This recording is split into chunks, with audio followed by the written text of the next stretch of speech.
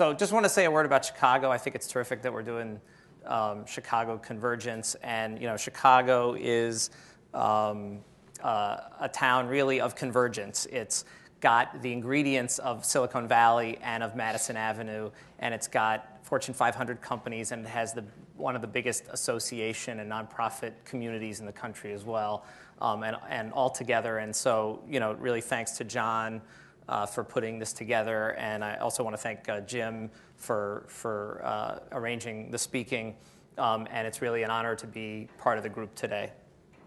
And I think really all of what we're doing here, us and everybody that's been talking and all of you, is really making Chicago into this place of convergence. And so we just saw that really cool Blink link, I think it was called, right? That was neat. So I want to talk a little about convergence. I'm going to talk some about causes, but really think about convergence maybe in a little bit of a different way. And so on the one hand, convergence is about technology. We just saw that cool convergent technology, but it's not just about technology. So if all we're thinking about is technology, then we're sort of missing something else that's happening in the world. Convergence is also about some other things. So one of those things is what we call Web 2.0, the idea of the consumer equals the producer. Who's the producer of content today, and who's the consumer of content? Those lines are blurring. And I think that early on, if you look at YouTube early on, there was this sense that, user-generated content's going to take over the world.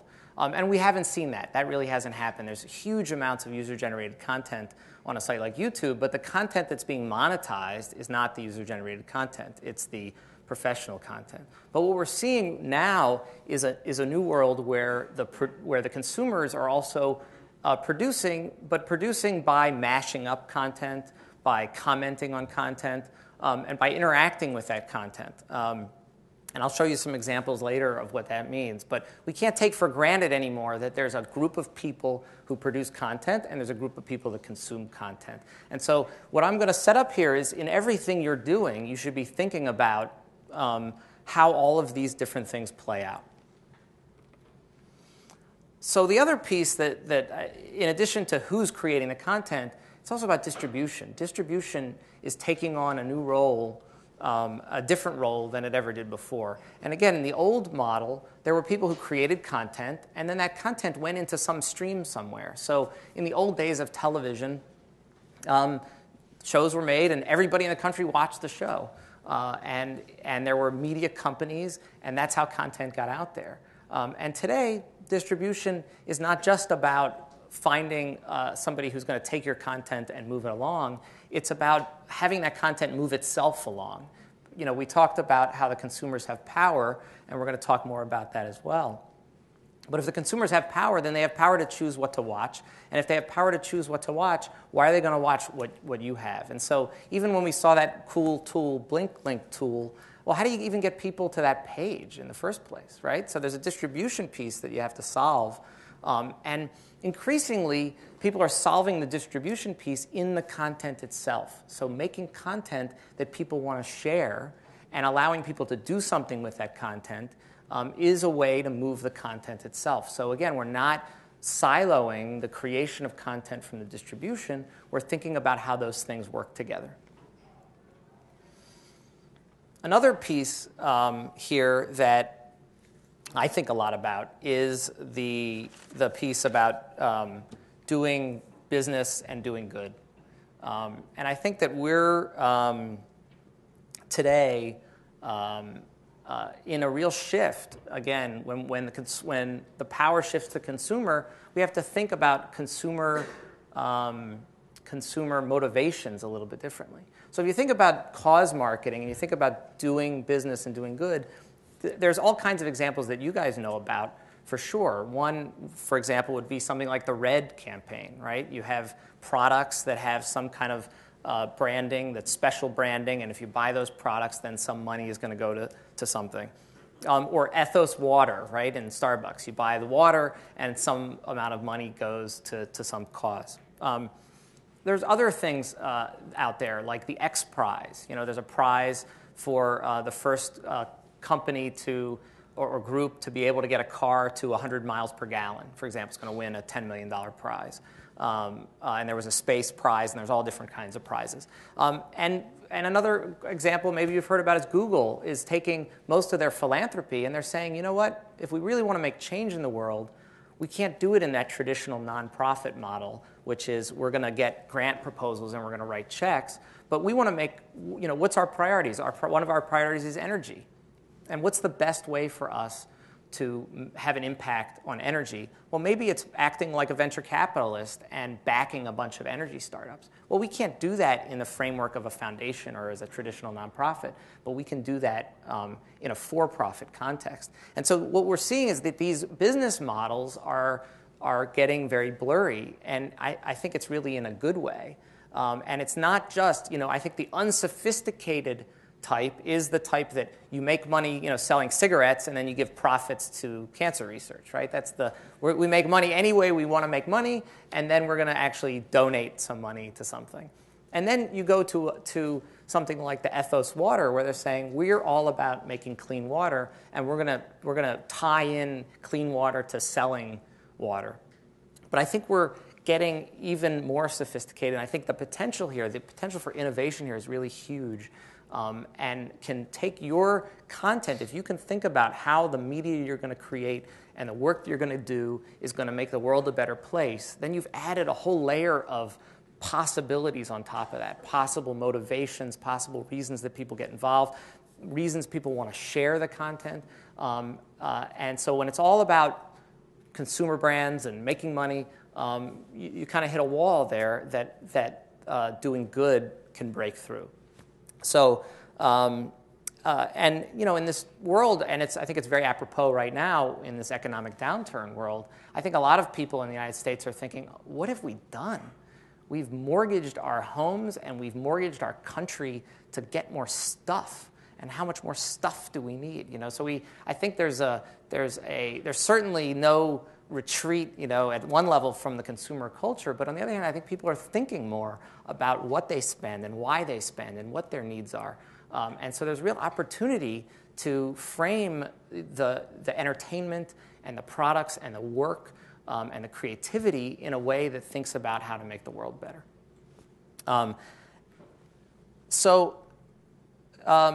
This was an example I just saw that maybe some of you saw, thinking about convergence in a new way and thinking about what it means to have new business models.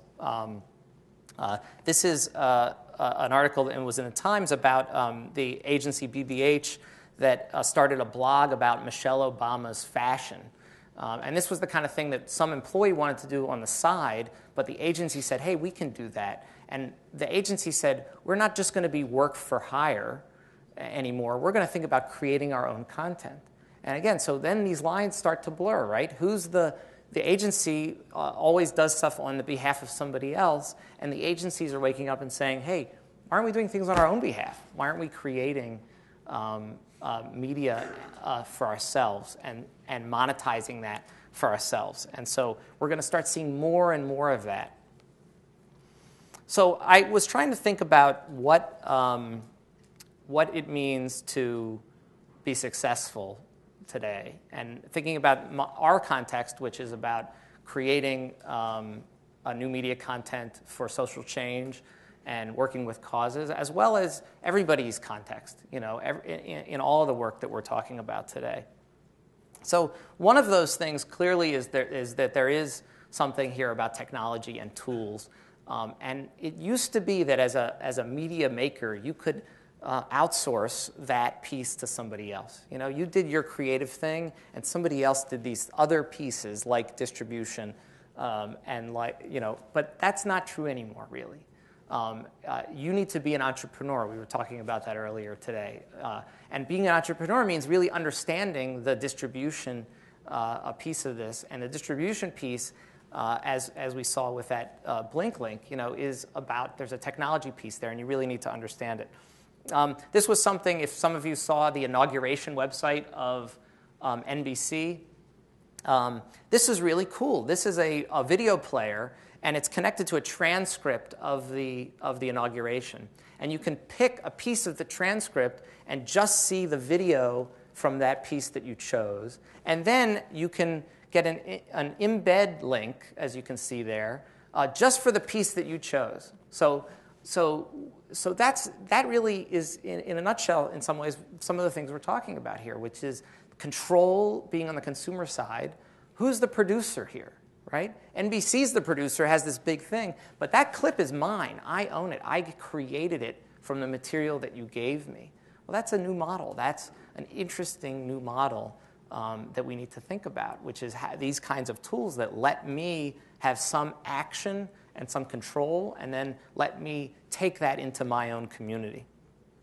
So a second thing is building relationships. The talk from DePaul about networking, is right. If you have to think about all of these other aspects, particularly distribution, that your network becomes really important. Being friends with a top digger, for example, might become more of an important thing for distribution of your media content than some other kinds of more traditional relationships.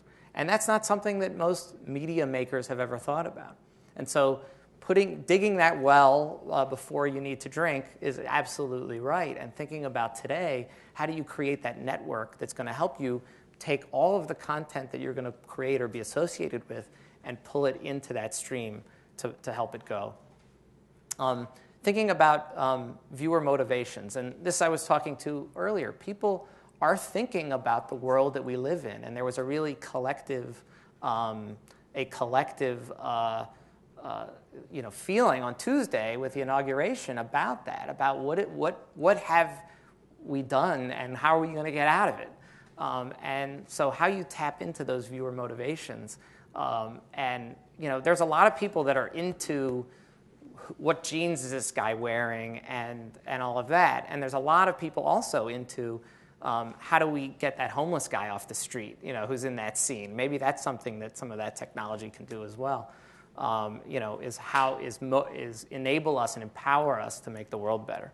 And so when you think about what kind of content create and how you're going to create it, thinking about what viewer motivation and not making assumptions that because it's in the interest of a brand or in the interest of somebody who's monetizing, that it's really what the person who's watching really cares about or really wants. Out of the box is a very cliche thing, but I think that people are being taught a certain way or learn that there's a certain way that media gets created, that media gets distributed.